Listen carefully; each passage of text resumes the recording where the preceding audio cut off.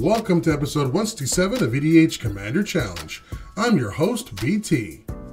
We're back with more Koll time, and we'll likely jump back into the Patreon tournament episodes next week. I want to convince Emma to make a squirrel tribal deck, but she loves general tokens better. So for today, if I win, she'll use the Toski general that just came out of Kaldheim to make a squirrel tribal deck for a future episode. And if she wins, I have to pick up her copy of the upcoming Monster Hunter Rise game for Nintendo Switch. So some small stakes here on the line as we jump into these opening hands. First, in this corner, with an opening hand of a Plains, Rugged Prairie, Path to Exile, Sigarda's Aid, Enlightened Tutor, Command Tower, Stoneforge Mystic, and his Boros-style general Koll the Forgemaster. He is yours truly, the host, BT.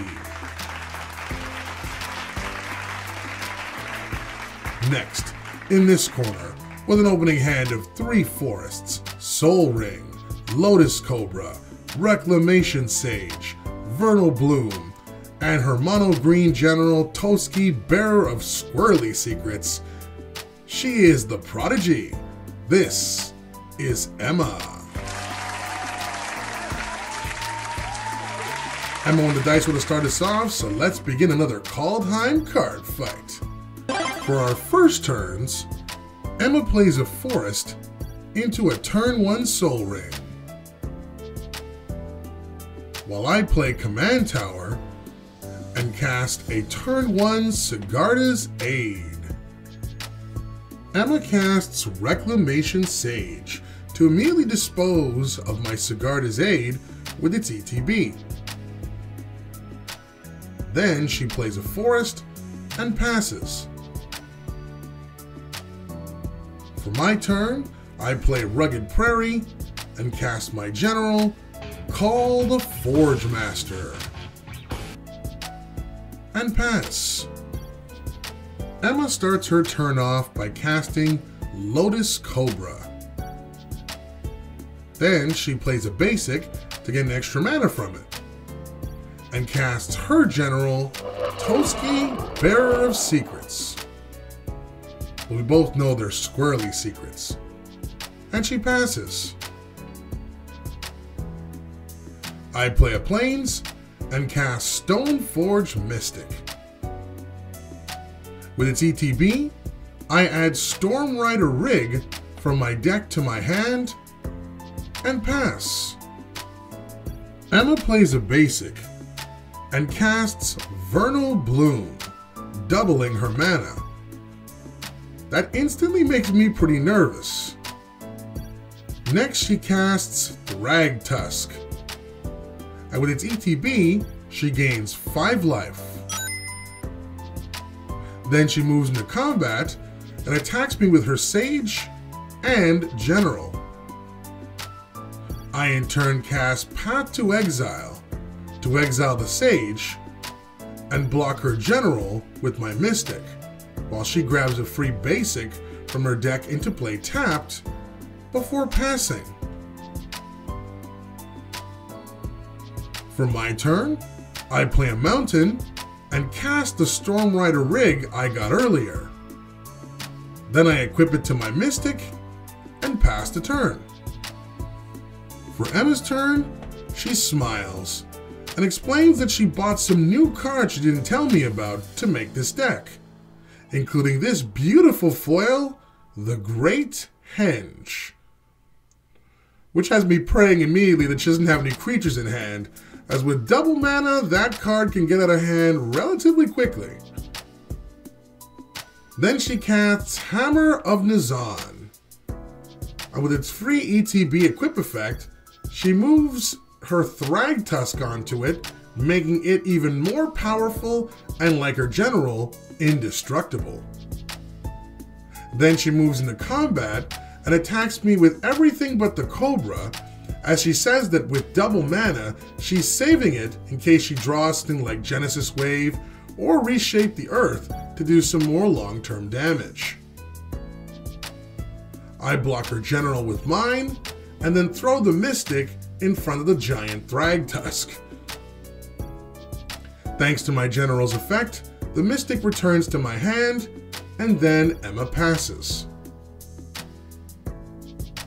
For my turn, I play Field of Ruin, which is kind of poetic considering Emma's field looks like it's about to ruin me. Then I recast my Stoneforge Mystic, and with its ETB, I add Skull Clamp to my hand. My Stormrider Rig's effect equips itself to my Mystic when it comes into play. Then I cast and equip my Skull Clamp onto my Mystic. Finally, I cast Faithless Looting, which lets me draw and discard 2 cards from my hand before finally passing the turn. Emma draws for turn, and sadly, it's a land. She then moves into combat and once again attacks me with her 2 indestructible creatures. I once again block both the same way, and then my Mystic returns to my hand, but this time, thanks to the effect of my Skull Clamp, I get to draw 2 cards as she passes. For my turn, I play an Etchy Plains and cast Sensei's Divining Top. I then pay 1 mana to check the top 3 cards of my deck and rearrange them, as I realize I'm running out of time here. Then I cast Rogreth, Son of Roga. He automatically gets equipped with my rig, then I equip him with my Skull Clamp, and pass. Emma draws for turn and is immediately annoyed, revealing that she got Restock, one of the only 2 cards from her deck, the other being Regrowth, that she can't use right now as her graveyard is empty. So she states if nothing else, she'll keep my field to a minimum and moves into combat, attacking me again with her 2 indestructible creatures. I once again block both with my Kobold Dying, which if nothing else at least lets me draw 2 cards off my Skull Clamp. Then it returns to my hand thanks to my general's effect, and Emma passes. For my turn, I explained to Emma that while 90% of the time my equipped decks I play focus on attacking with giant creatures filled with super huge equip cards, this deck does little to nothing of the sort. She gets confused, so I explain my actions. But first, I pay 1 mana to check my top 3 cards with my Sensei's Top. Then I cast Impact Tremors, followed by Enlightened Tutor, which I use to place Goblin Bombardment on top of my deck. Then I tap my top to draw the card, which I then cast right away. Hello, Goblin Bombardment. Then I recast my Rogra that just came back to my hand and explain to Emma that I have an infinite damage loop online, as by casting my creature, my Impact Tremors will hit her for 1, then my rig will equip to it via its effect, then I can sack the creature to my bombardment for another damage, and thanks to my general's effect, it returns to my hand. Thus I can repeat this process infinitely until Emma's life is 0. Thus I take the win, and get to see this deck remade in a squirrely fashion someday soon. Emma hasn't stopped calling my deck cheesy since the match ended, and stated if she knew the equipped deck was a combo deck and not the usual beatdown decks I make, she would have been attacking me with everything, and that she shouldn't have held out on attacking with her Lotus Cobra for fear of losing it.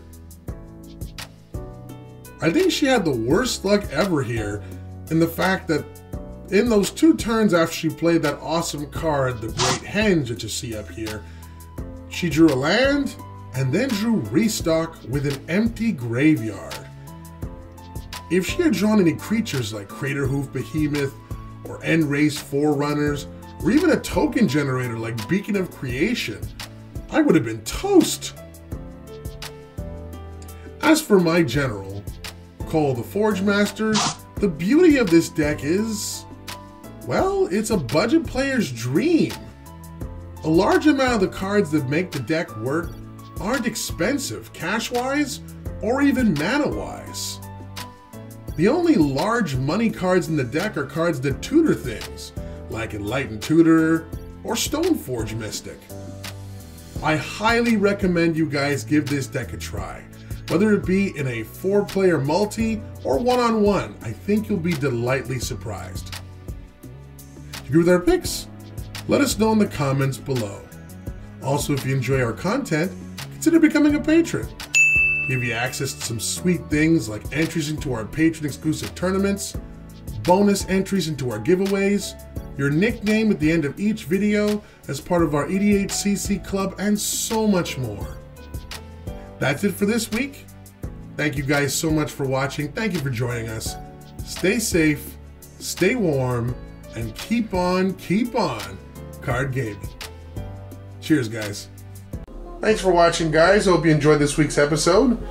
If you're a fan of EDH gameplay and you like whether it be 1v1 or multiplayer and you want to be part of the ever-growing Commander Challenge family, just make sure you smash the subscribe button and notification bell down below. We do weekly videos. Don't forget as well to like, comment, share our videos, but most importantly, enjoy them. On behalf of all of our members here, I'm your host, BT. Feel free to check out all of the videos in the channel, join our game. It's now your turn. Cheers!